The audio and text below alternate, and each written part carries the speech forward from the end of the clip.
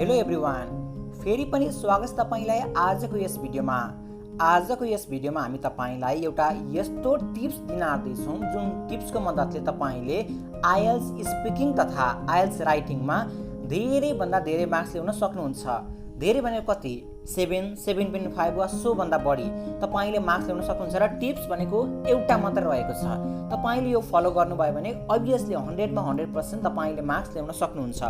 र टिप्स के रहेको छ भने तपाईको के हुन्छ भने हाम्रो आइएल्स को रिडिङ र लिसनिङमा तपाईले कतिवटा क्वेशन राइट गर्नुहुन्छ त्यसको आधारमा मार्क्स हुन्छ। त्यसको आधारमा तपाईको बेन्ड स्कोर क्याल्कुलेट गरिन्छ। तर हाम्रो दुईटा क्याटेगोरी, एउटा स्पिकिङ र हाम्रो राइटिङमा चाहिँ के हुन्छ भने चारवटा डिफ्रेन्ट क्याटेगोरीमा तपाईको मार्क्स आउँछ र त्यो मार्क्सको एक्युमुलेसन भएर तपाईको ओभरअल मार्क्स देखिन्छ। जस्तै स्पिकिङमा तपाईको 7.5 भनिएको छ भने त्यो 7.5 आउनको लागि अन्य चारवटा क्याटेगोरीमा तपाईको विभिन्न मार्क्स आएको हुन्छ।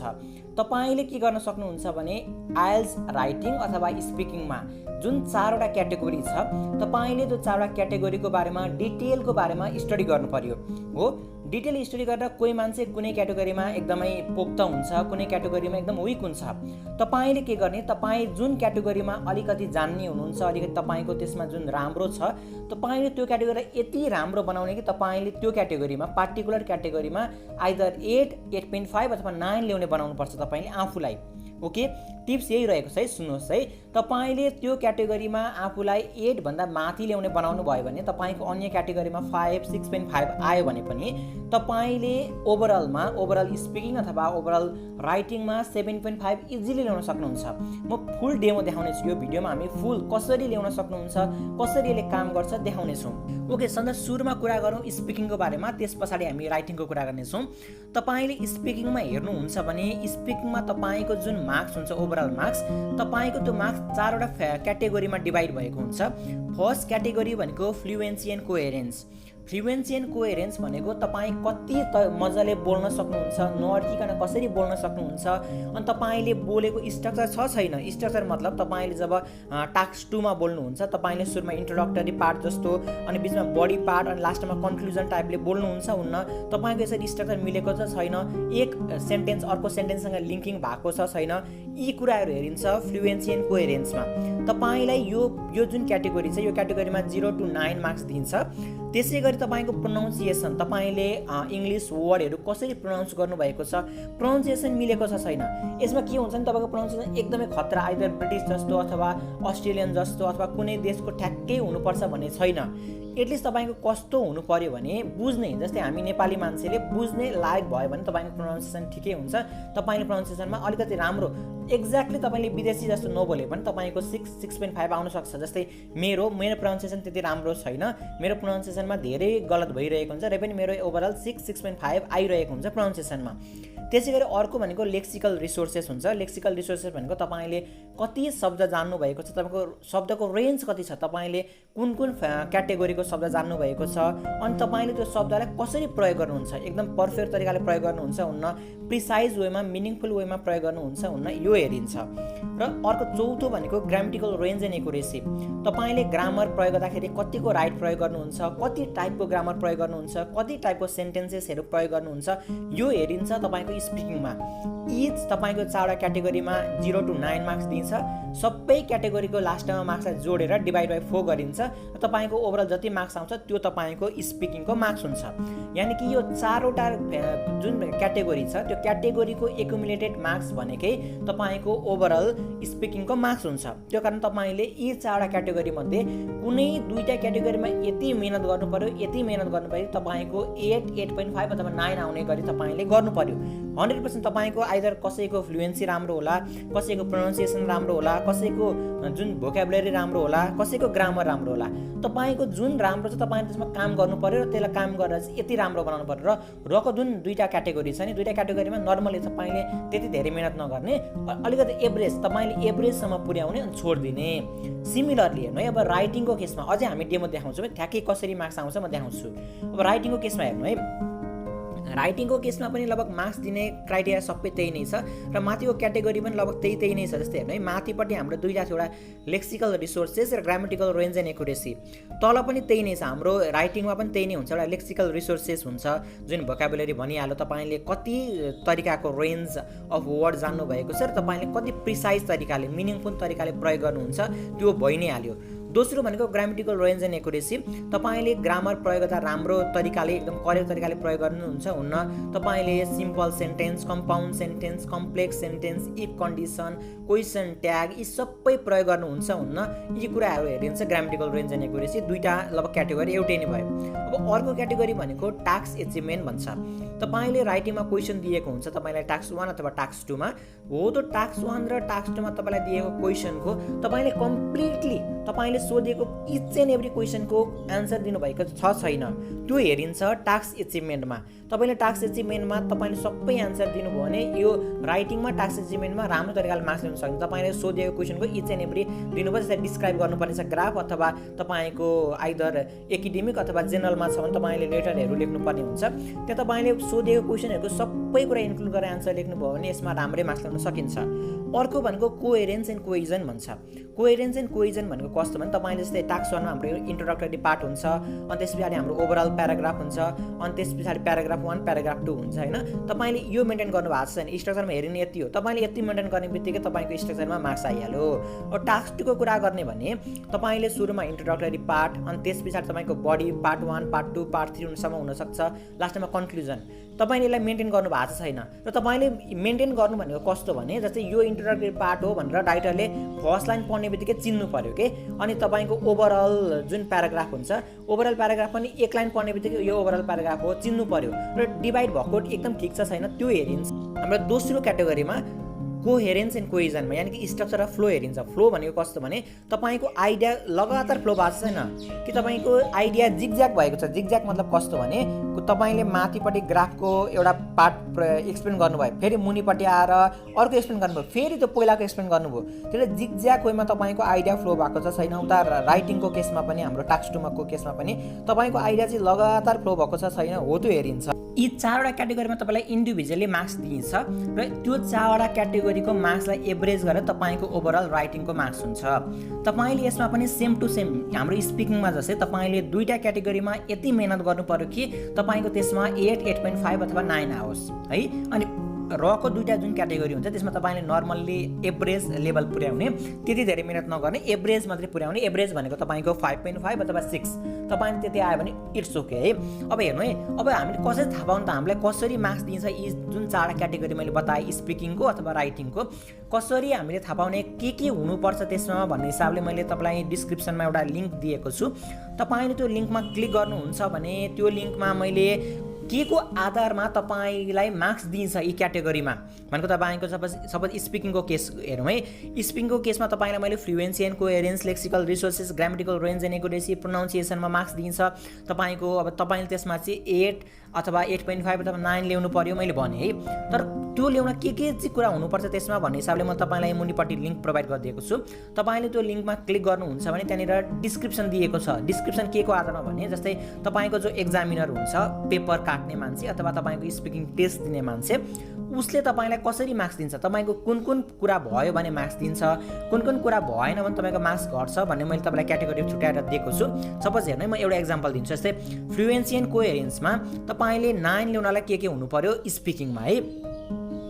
हेर्नु तपाईँको स्पिकिङमा 9 आउनको लागि फ्लुएन्सी एन्ड कोहेरेन्समा अरू क्याटेगोरीमा होइन, तपाईँले स्पिक एकदम फ्लुएन्टली कुनै पनि रिपिटेसन बिना, रियल रिपिटेसन पाइन्छ, कुनैमा तपाईँले फेरि त्यो शब्दलाई प्रोनाउन्स गर्न पाउनुहुन्छ अथवा करेक्सन। जस्तै मैले भन्दै मैले भन्दै सपोज आई ह्याज भने अनि मैले त सम्झिहालेँ कि यो रङ भयो भनेर मैले आई ह्याभ भने 1-2वटा रिपिटेसन मानिन्छ 9 मा है, बेन्ड 9 मा 1-2वटा यो रिपिटेसन अथवा 1-2वटा सेल्फ करेक्सन अथवा हल्का हेजिटेसन इभन बेन्ड 9 मा मानिन्छ।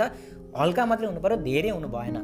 दोस्रो भनेको तपाईँ हेजिटेट बिना बोल्नु पर्यो, तपाईँले शब्द सम्झिन अथवा ग्रामर सम्झिन धेरै टाइम दिनु भएन बेन्ड 9 मा। अर्को भनेको तपाईले एकदमै फ्लो तरिकाले एकदम स्मुथली तपाईँ बोलिराख्नु पर्यो, फुल तपाईले डिफाइन गरेर हो। अर्को भनेको तपाईले जुन टपिक तपाईलाई दिएको हुन्छ, जुन टपिकमा तपाईँ बोलिराख्नु भएको हुन्छ, तपाईले दिएको टपिकमा एकदम फुल्ली तरिकाले एक्सटेन्डेड तरिकाले बोल्नु पर्यो। जुन कुरा चाहिँ फ्लुएन्सी एन्ड कोहेरेन्समा ब्यान्ड 9 ल्याउन चाहिन्छ। तपाईले त्यसै गरी 8 ल्याउन के चाहिन्छ, 7 ल्याउन के चाहिन्छ, त्यसै गरी अन्य topic lexical resources, grammatical range and accuracy, प्रोनाउन्सिएसनमा के चाहिन्छ त्यो हेर्नु होला। इभन यसमा मात्रै होइन, तपाईले जुन राइटिङको केसमा छ, राइटिङ टास्क 1 मा के चाहिन्छ, टास्क 2 मा के चाहिन्छ त्यो हेर्नु होला। त्यो हेरिसकेपछि मलाई के लाग्छ भने तपाईले सपोज स्पिकिङको कुरा गर्नुहुन्छ भने तपाईले लेक्सिकल रिसोर्सेस बढाउन सक्नुहुन्छ। ओके, म तपाईलाई सरसर्ती तपाईले इच क्याटेगोरीमा मार्क्स बढाउन के गर्न सक्नुहुन्छ म हल्का भन्छु है। डिटेलमा म जान्न, डिटेलमा म अर्को भिडियो अलरेडी छ हाम्रो, तपाईले हेर्न सक्नुहुन्छ। म हल्का सरफेसले बताउँछु। सपोज हाम्रो स्पिकिङको केसमा कुरा गर्ने हो भने हामीले मार्क्स ल्याउन सहज भनेको लेक्सिकल रिसोर्सेस हो, यानि कि भोकाबुलेरी हो। कसरी भन्दाखेरि हाम्रो लगभग हाम्रो जुन सेक्सन 1 हुन्छ स्पिकिङको, सेक्सन 1 को क्वेसन प्राय सधैँ रिपिट हुन्छ। प्राय है, कुनै केसमा रिपिट नहोला तर प्राय रिपिट हुन्छ। तपाईले पुरानो मोडल क्वेसन्सहरू लगभग 10-20 वटा तपाईले हेर्नुहुन्छ भने त्यहाँबाट क्वेसन 1-2 वटा पर्छ ढुक्क हुनुहोस्, पर्छ। तपाईले त्यो जस्तै इन्टरनेसनल विद्यार्थी नेटिभ स्पिकरहरूले कसरी एन्सर दिएका छन् भन्ने हिसाबले मैले पहिला भिडियो पनि बनाएको छु, मैले आफ्नो एन्सर पनि मैले त्यहाँ भिडियो बनाएको छु। तपाईले त्यो हेर्नुभयो भने त्यहाँनिर युज गरेका वर्ड्सहरू जस्तै all in all, by and large हैन, अल्दो, ओकेजनली, पार्टिकुलरली हैन, अन्य धेरै छन् त्यहाँ वर्डहरू छन्। ती वर्डहरू प्रयोग गरेर तपाईले बोल्नुहुन्छ।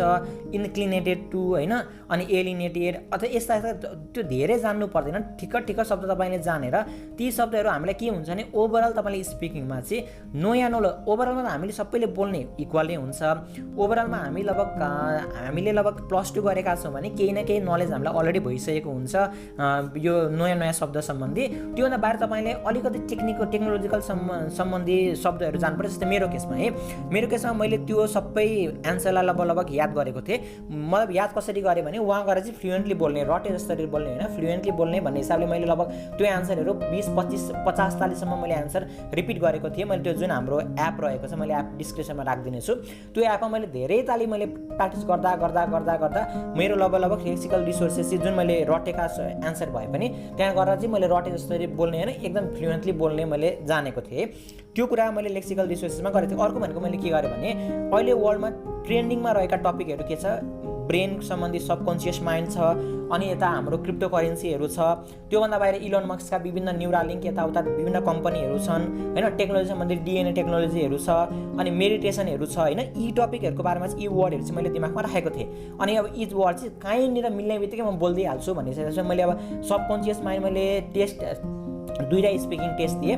मैले 2टा स्पिकिङ टेस्टमा सबकन्सियस माइन्ड, क्रिप्टो करेन्सी, यी वर्डहरू मैले प्रयोग गरिहालेँ कि यीको बारेमा अलिक इन्फर्मेसन दिँदै मैले। त्यो भएपछि के भयो भने उसलाई के भयो भने ओहो यसले त राम्रो शब्दहरू जानेको रहेछ, लेक्सिकल रिसोर्सेस राम्रो रहेछ भन्ने हिसाबले मलाई राम्रो मार्क्स दिइहाल्यो लेक्सिकल रिसोर्सेसमा। तपाईँले धेरै जान्नु पर्दैन। तपाईँले लगभग त्यो स्पिकिङ भनेको तपाईँको 10 देखि 15 मिनटको हुन्छ। तपाईँले त्यो टाइममा लगभग 10 देखि 15 वटै यस्ता वर्डहरू, डिफ्रेन्ट वर्ड कि अलिकति हाई लेभलको वर्डहरू प्रयोग गर्नुभयो भने अटोमेटिक तपाईँको लेक्सिकल रिसोर्सेसमा आउँछ। अब मेरो प्रोनाउन्सिएसन एकदमै विक छ, मेरो ग्रामेटिकल रेन्ज एन्ड एक्युरेसी एकदमै विक छ। मैले मेहनत गरेँ लगभग एभरेजको लेभलमा म पुगेँ। एभरेज भनेको 5.5 6.5 सम्म म पुगेँ। त्यसपछि मैले छोडिदिएँ। यी दुईटामा मैले मेहनतै गरिनँ र रह्यो जुन हाम्रो फर्स्ट छ फ्लुएन्सी एन्ड कोहेरेन्स। म पहिलेदेखि बोलिराख्ने नेपाली भाषामा त म यसरी बोल्न सकिहाल्छु। मैले यसरी इङ्ग्लिसमा पनि गर्नलाई प्र्याक्टिस गरेँ। प्र्याक्टिस गरेपछि everything is possible with practice है। म अलिकति त्यहाँ पनि गएर नहकमकाइकन बोल्न अलिकति भए। सुरुमा तपाईँ ट्रस्ट गर्नुहुन्न होला, म स्टार्टिङ फेजमा एकदमै विक थिएँ। जब मैले यो आइएल्सको कोर्स सुरु गर्न आँटेको थिएँ सबैभन्दा टेन्सन मलाई स्पिकिङमा थियो र सबैभन्दा हाइएस्ट मार्क्स चाहिँ अहिले मेरो स्पिकिङमा आइरहेको छ, किनकि मैले 2टा क्याटेगोरीलाई एकदमै राम्रो बनाएँ, 2टा क्याटेगोरीलाई एभरेज बनाएँ। यो त्यो स्पिकिङको है। अब राइटिङको भन्छु है। राइटिङको केसमा के हुन्छ, राइटिङको केसमा तपाईँले इजिली मार्क्स ल्याउन सक्ने क्याटेगोरी भनेको तपाईँको दोस्रो क्याटेगोरी छ जुनमा कोहेरेन्स एन्ड कोइजन। कोहेरेन्स एन्ड कोइजनमा किन सजिलै मार्क्स आउँछ म भन्छु है। स्ट्रक्चर तपाईँलाई स्ट्रक्चर रट्ने भएको हुन्छ। जस्तै टास्क 1मा हाम्रो सुरुमा इन्ट्रोडक्टरी पार्ट, त्यस पछाडि ओभरअल पार्ट, अनि त्यस पछाडि तपाईँको प्याराग्राफ 1 प्याराग्राफ 2 सकियो। यो आउने बित्तिकै यो मिल्ने बित्तिकै तपाईँको मार्क्स आइहाल्यो, पहिलोमा स्ट्रक्चरमा मार्क्स आइहाल्यो। अब त्यस पछाडि टास्क 2 टास्क 2 मा पनि तपाईँको इन्ट्रोडक्टरी पार्ट, त्यस पछाडि body part 1 body part 2 conclusion सक्यो। तपाईँको यो क्याटेगोरीमा त मार्क्स आइहाल्यो नि त। अब फ्लो मिलाउनु पर्यो। यो दोस्रो त्यही क्याटेगोरीमा दोस्रो टपिक छ फ्लो भनेको तपाईँको आइडिया जम्बल हुनु भएन कि तपाईँको जिगज्याग हुनु भएन। तपाईँले सपोज यता हाम्रो टास्क 1 को कुरा गर्नु नै हो भने टास्क 1 मा जस्तै माथिपट्टि एक्सप्लेन गरेको चिज फेरि मुनि रिपिट गर्ने होइन। टास्क 2 मा पनि तपाईँले एकताली बताइसकेको कुरा फेरि रिपिट गर्ने होइन। फेरि रिपिट गर्नुभयो भने फ्लो मिल्दैन। फ्लो चाहिँ लगातार सरर जानु पर्यो कि सरर जाने बित्तिकै तपाईँको यो क्याटेगोरीमा मार्क्स आइहाल्यो। अर्को क्याटेगोरी फेरि यहाँनिर छ लेक्सिकल रिसोर्सेस। सेम त अहिले जस्तो रटेर जाने शब्द रटेर जाने। टास्क 1 को त म तपाईँलाई दिइदिन्छु होइन, भिडियो अहिलेसम्म बनाएको छैन, म त भिडियो बनाउँछु। टास्क 1 को लागि जति पनि भोकेबुलरी चाहिन्छ सब म दिइदिन्छु होइन। स्पिकिङको लागि पनि म बनाउँछु। जस्तै मसँग यहाँ रेडी छ, अहिले मसँग यहाँनिर रेडी छ, भिडियो मात्रै बनाउन नभएर हो। मसँग लगभग हेर्नु है, म तपाईँलाई देखाइदिन्छु। तपाईँलाई मैले प्रयोग गरेका लेक्सिकल रिसोर्सेसहरू सबै यहाँनिर छन् होइन। म यसको बारेमा एउटा भिडियो छुट्टै बनाउँछु, तपाईँले त्यो हेर्नु होला। हेरिसकेपछि लगभग यो जुन दुईटै क्याटेगोरीको लागि हाम्रो लेक्सिकल रिसोर्सको लागि इनफ भोकेबुलरी म तपाईँलाई दिइदिन्छु। अन्त अब रह्यो दुईटा टपिक टास्क एचिभमेन्टमा तपाईँ अलिकति मिहिनेत गर्नुहुन्छ भने टास्क एचिभमेन्टमा पनि मार्क्स आउँछ र पनि ओभरअल टास्क एचिभमेन्टमा हामी 6 राखौँ। अनि ग्रामेटिकल रेन्ज एन्ड एक्युरेसी 5.5 6 जति राखे पनि हुन्छ। तपाईँ कतिको लेभलमा हुनुहुन्छ त्यो अनुसारै एटलिस्ट 6 ल्याउने तरिकाले प्रिपरेसन गर्नु होला न। हो यति कुरा रह्यो है। अब तपाईँले यो कुरा बुझिहाल्नु। अब हेर्नु म तपाईँलाई क्यालकुलेट गरेर देखाउँछु, साँच्चीकै आउँछ त भन्ने हिसाब देखाउँछु। तपाईँले त्यो ब्यान्ड डिस्क्रिप्टिभ मैले दिएको छु डिस्क्रिप्सनमा, त्यो मजाले हेर्नु होला, मजाले पढ्नु होला। सबै के क्याटेगोरीमा कति मार्क्स आउँदो रहेछ, मैले कुन क्याटेगोरीमा कसरी इम्प्रुभमेन्ट गर्न सक्छु सबै छ है। स्पिकिङको लागि राखिदिएको छु मैले। अनि त्यसपछि राइटिङ टास्क 1 टास्क 2 राखिदिएको छु। तपाईँले यति हेरिसकेपछि दुईटा क्याटेगोरीलाई कम्प्लिट भयो। मार्क्स कसरी दिन्छन् यो भनेको कस्तो हो भने तपाईँको एक्जामिनर जो हुन्छ उसले यो पढ्छ अनि यहाँ भएको कुरा तपाईँकोमा 6 मार्क्स दिन्छ है।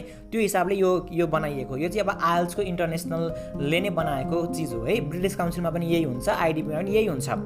अब तपाईँलाई म मार्क्स क्यालकुलेट गरेर देखाउँछु कसरी दुईटामा राम्रो आउने बित्तिकै राम्रो आउँछ भनेर। ओके, पहिलो हेर्नुहोस् है। पहिलोमा तपाईँको सपोज तपाईँले माथि दिएको 4 क्याटेगोरी मध्ये कुनै क्याटेगोरीमा 8 ल्याउनु भयो, आइदर स्पिकिङमा होस् राइटिङमा होस्। एउटामा एकदम मेहनत गर्नुभयो, सपोज लेक्सिकल रिसोर्सेस एक्जाम्पल है। तपाईँ त्यसमा यति मेहनत गर्नुभयो, धेरै शब्दहरू जान्नुभयो, धेरै चाहिँदैन कि। तपाईँले लगभग राइटिङमा तपाईँलाई 20-25 वटा अनि स्पिकिङमा 15-20 वटा भयो भने लेक्सिकल रिसोर्स अलि हाई लेभलको लेक्सिकल रिसोर्सेस भयो भने तपाईँको आइहाल्छ क्या मार्क्स। त्यति खतरै पनि धेरै चाहिँदैन पनि के लेक्सिकल रिसोर्समा। तपाईँले त्यति गर्नुभयो भने लगभग एउटा क्याटेगोरीमा 8 आइहाल्यो। अनि त्यस पछाडि रहेको क्याटेगोरीमा 6 ल्याउनु, सबैमा 6 ल्याउनु भयो, एभरेज ल्याउनु भयो। मैले दुईटा भनेको सपोज एउटा मात्रै ल्याउनु भयो, एउटामा चाहिँ राम्रो ल्याउनु भयो, अरू सबैमा 6 ल्याउनु भयो भने तपाईँको 6.5 भइहाल्यो। इभन तपाईँले यहाँनिर अब अहिले हाम्रो 8 आएको छ नि, 8 को ठाउँमा तपाईँले सपोज तपाईँले चाहिँ ल्याउनु भयो 7, एउटामा 7 ल्याउनु भयो, अरू सबैमा 6 ल्याउनु भयो भने 6.5 आउँछ। मतलब एउटामा मात्रै अलिकति राम्रो गर्ने बित्तिकै तपाईँको मार्क्स बढिहाल्छ। तपाईँले 8 होइन, तपाईँले यसमा 7 नै मात्रै ल्याउँदा पनि 6.5 भइहाल्छ। सपोज दोस्रो एक्जाम्पल हेरौँ है। दोस्रो एक्जाम्पल तपाईँले एउटामा 8 ल्याउनु भयो, तपाईँले दुईटामा मिहिनेत गर्नुभयो, दुईटामा मिहिनेत गरे बापत एउटामा 8 आयो, अर्कोमा 7 आयो हो। दुईटामा चाहिँ एकदम मिहिनेत गर्नुभएको थियो, एउटामा 8 र एउटामा 7 आयो, रको दुईटामा 6 आयो, एभरेज आयो भने तपाईँको 7 भइ नै हाल्छ। अब मेरो केसमा हेर्नु है, मेरो केसमा के भयो, मेरो केसमा मैले कसरी राम्रो मार्क्स ल्याएँ म देखाउँछु है।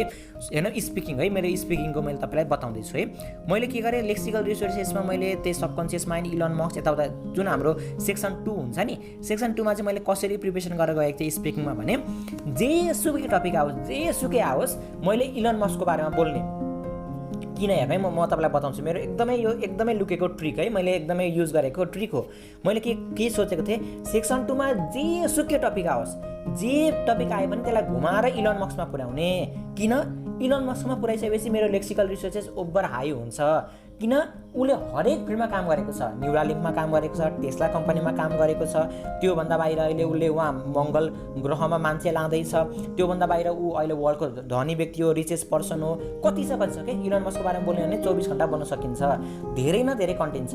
कसरी लिङ्किङ गर्ने, सपोज हेर्नु क्वेसन भन्छु म, अनि तपाईँलाई कसरी इलन मस्कमा मैले लिङ्किङ गर्थेँ म भन्छु है। मेरो फर्स्ट जुन हाम्रो आइएल्स एक्जाम थियो, फर्स्ट आइएल्स एक्जाममा मलाई क्वेसन के सोधियो भन्दाखेरि तिमीलाई सबैभन्दा मनपर्ने चिज के हो।